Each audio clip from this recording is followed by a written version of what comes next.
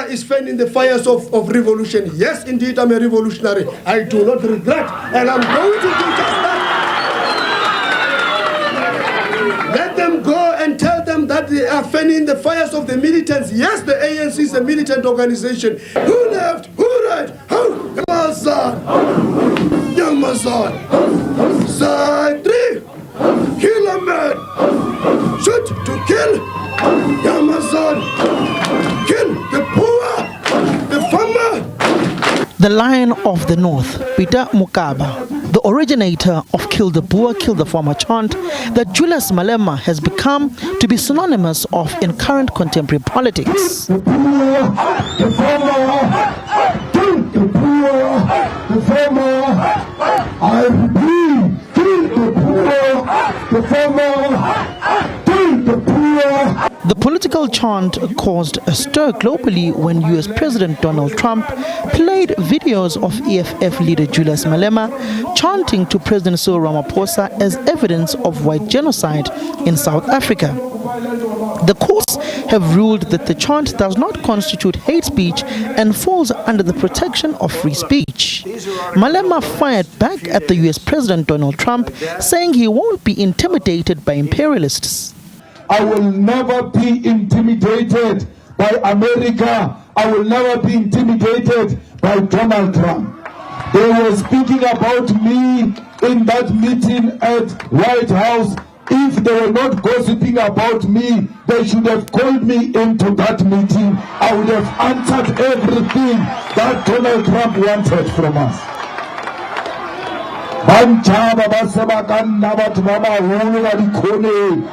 But transport America. If they are not scared of me, call me into that meeting. That nonsense that Trump did in America, will never do that nonsense in my presence, because I will confront him here and there with the facts. Ramaphosa could not present the facts in front of Donald Trump. You've got a coward president. He left here, Ariana, he won't be bullied. When he arrived there, he was shaking. Atatazela, Achaba Donald Trump, another president scared of another president. Former President Thabo Mbeki defended the chant during the Truth and Reconciliation Commission hearings, stating that the chant was not meant literally, but as a figure of speech against an oppressive system. And he still stands by that statement. It's unchanged. I mean, that thing is a chant.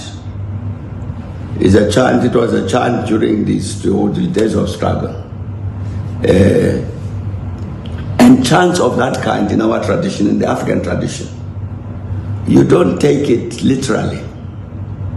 At the TRC, to illustrate the point, I sang the song, it's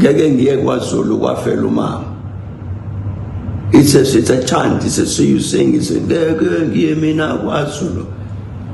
you don't mean that. You don't mean I'll never go to Zululand because my mother died there.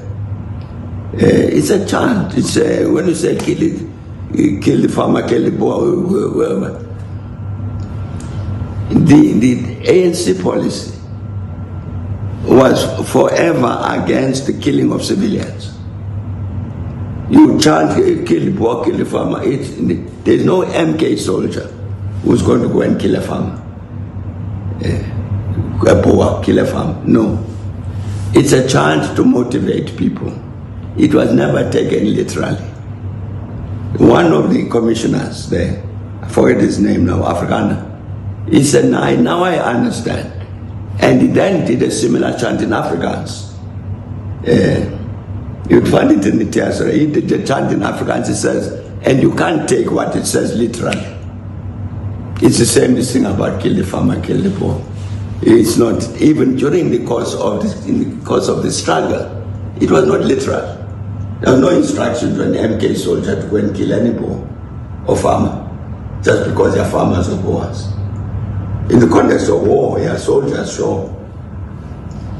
So it's an exaggeration to take this thing now, as it's an instruction actually to go and kill. And people who are exaggerating know they are exaggerating. They're trying to achieve some political purpose. EFF leader Julius Malema took exception to President Donald Trump questioning President Ramaphosa on why he is not being arrested for chanting, "Kill the Boer, kill the farmer." Donald Trump says to him, "Hey Ramaphosa, why are you not arresting this Julius Malema? Why is this Julius Malema not in jail?" He can't respond with a simple fact that this song, "Kill the Boer, kill the farmer," was approved by the Constitutional Court. We are a constitutional democracy. We must defend the decisions of the court. He failed to defend the Constitutional Court. By failing to defend the Constitutional Court, it means he failed to protect the Constitution. And when you failed to protect the Constitution as a president of the country, you have failed in your primary duty of defending the sovereignty of South Africa. Ramaphosa is a failure, but you must understand one thing. When Trump says, "Why is this man not in jail?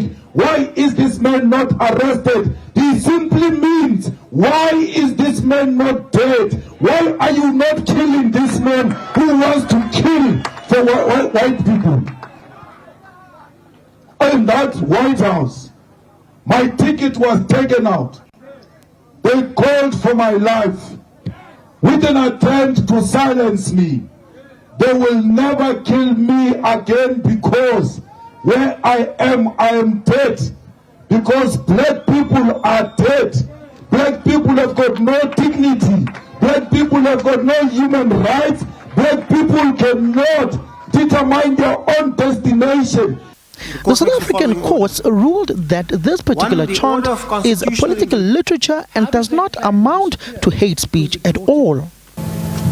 In the light of the above, I find that AfriForum has failed to make out a case that the lyrics in the impugned song constitute hate speech as envisaged in Section 10(1) and 7(a) of the Equality Act. The order. In the circumstances, the following order is made. 1. The complaint that the first impugned song, open quote, "Kiss the Boer" or "Kill the Boer" or "Kiss the farmer," close quote, constitute hate speech and unfair discrimination is dismissed. 2. The complaint that the second song sung, open quote, "Bizani e Fire Brigade," close quote, open quote, "call the fire brigade," constitute hate speech and unfair discrimination is dismissed. The complainant is to pay the cost of the suit. I hand the judgment. President Cyril Ramaphosa has come out in defense of the slogan, dismissing any notion that anyone could be arrested for the chant. The issues of arresting anyone for any slogan, that is a sovereign issue.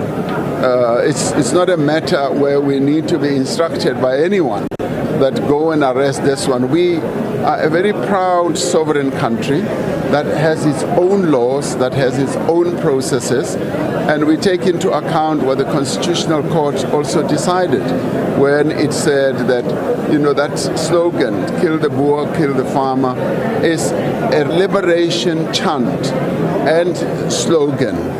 And it's not meant to be a message that elicits or calls upon anyone to go and be killed.